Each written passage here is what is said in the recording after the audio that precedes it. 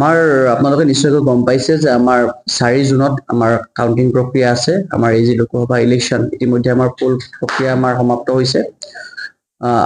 4 Darrang Udalguri parliamentary constituency তাৰ দুটা assembly segment Rangia আৰু কমলপুৰ দুইটা এছেম্বলি ছেগমেণ্টৰ কাৰণে কাউন্টিং প্ৰক্ৰিয়া আমাৰ SDO চিভিল অফিচৰ কেম্পাছত আমাৰ হ'ব।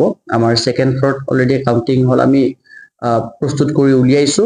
আমাৰ প্ৰত্যেকটো কাউন্টিং হলত আমাৰ 14খনকৈ টেবুল আছে আৰু আমি ৰঙিয়া সমষ্টিৰ কাৰণে টোটেল 18টা ৰাউণ্ডত আমি গোটেই কাউন্টিং প্ৰক্ৰিয়া আমি সমাপ্ত কৰিম আৰু কমলপুৰ সমষ্টিৰ কাৰণে আমাৰ 16টা ৰাউণ্ডত গোটেই কাউন্টিং প্ৰক্ৰিয়াটো আমাৰ সমাপ্ত হ'ব।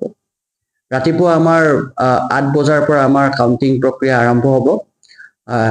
তাৰ আগতে আমাৰ যি লাষ্ট ৰেণ্ডমাইজেশ্যন আছে সেই লাষ্ট ৰেণ্ডমাইজেশ্যন আমাৰ মৰ্নিং আমাৰ 5টা বজাতে আমাৰ হৈ যাব।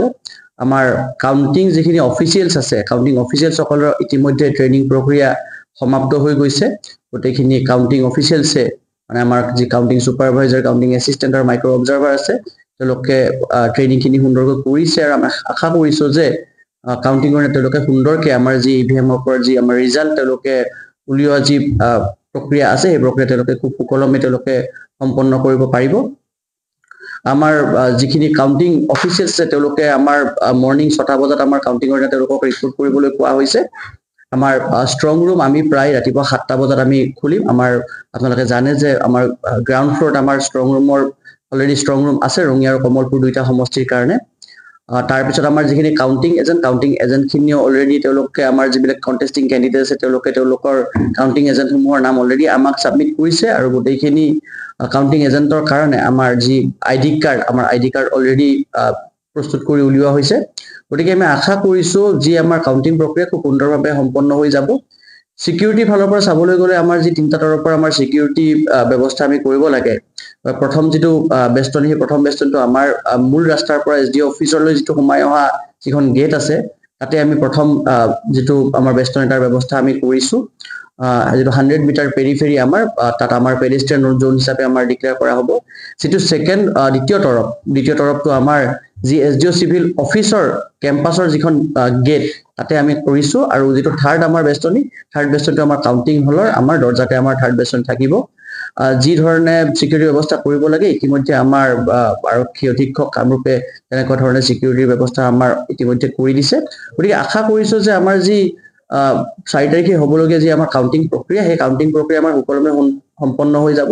আমি আশা কৰিছোঁ যে প্ৰায় 8টা-9টামান বজালৈকে আমাৰ গোটেইখিনি কাউন্টিং প্ৰক্ৰিয়া আমাৰ সম্পন্ন হৈ যায়।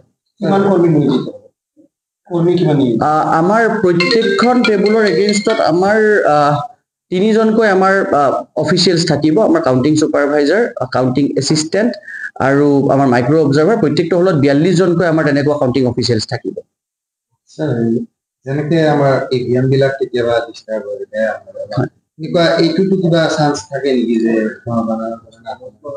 হয় আমাৰ যদি ইভিএমত তেনেকুৱা ধৰণৰ আমি বিসংগ দেখিবলৈ পাওঁ বা কোনো ধৰণৰ কোনোবা চিউ যদি আমি তেনেকুৱা ধৰণে আমি ৰিজাল্ট আমি যদি ৰিট্ৰিভ কৰিব নোৱাৰোঁ তেতিয়াহ'লে তাৰ কাৰণে আমাক অলৰেডি ব্যৱস্থা দিয়া হৈছে। আমাৰ যিহেতু প্ৰত্যেকটো ইভিএমৰ লগত আমাৰ ভিভিপেট থাকে আৰু তাত আমাৰ ভিভিপেট শ্লিপ থাকে।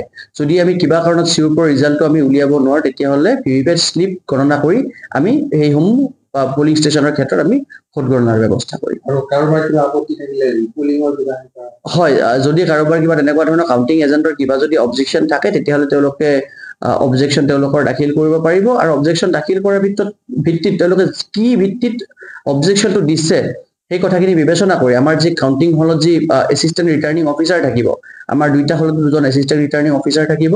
ৰঙিয়াৰ কাৰণে চাৰ্কেল অফিচাৰ ৰঙিয়া আৰু কমলপুৰৰ কাৰণে চাৰ্কেল অফিচাৰ কমলপুৰ থাকিব।